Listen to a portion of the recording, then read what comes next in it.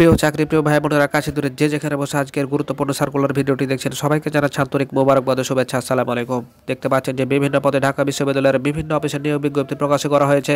তো এটা দেখার আগে প্রিয় দর্শক, আমরা সাধারণত এই চ্যানেলে বিভিন্ন ধরনের সার্কুলার ভিডিও, বিভিন্ন ধরনের জব সার্কুলার ভিডিও এবং বিভিন্ন ধরনের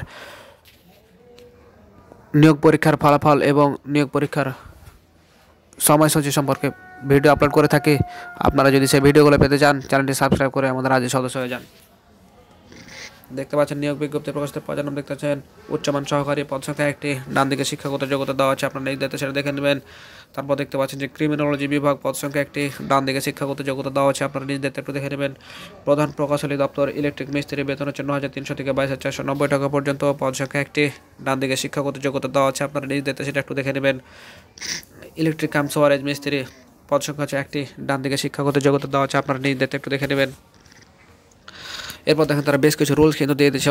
অবশ্যই কিন্তু আপনি সেটা ভালোভাবে দেখবেন, কারণ কোনো কিছু যদি ছুটে যায় তাহলে সেক্ষেত্রে কিন্তু আপনার আবেদনটি বাতিল বলে গণ্য হবে। তো প্রিয় দর্শক, ভিডিওটি যদি আপনার সামান্য উপকার হয় আমাদের একটি লাইক দিয়ে অনুপ্রাণিত করবেন, যাতে আমরা ভবিষ্যতে আরও গুরুত্বপূর্ণ ভালো ভালো ভিডিও আপনাদের মাঝে উপহার দিতে পারি। এবং ভিডিওগুলো সবার আগে পেতে চ্যানেলটি সাবস্ক্রাইব করে আমাদের সাথে থাকুন। দেখা হবে পরবর্তীতে নতুন কোনো গুরুত্বপূর্ণ ভিডিও নিয়ে। সে পর্যন্ত সবাই ভালো থাকুন। আল্লাহ হাফেজ।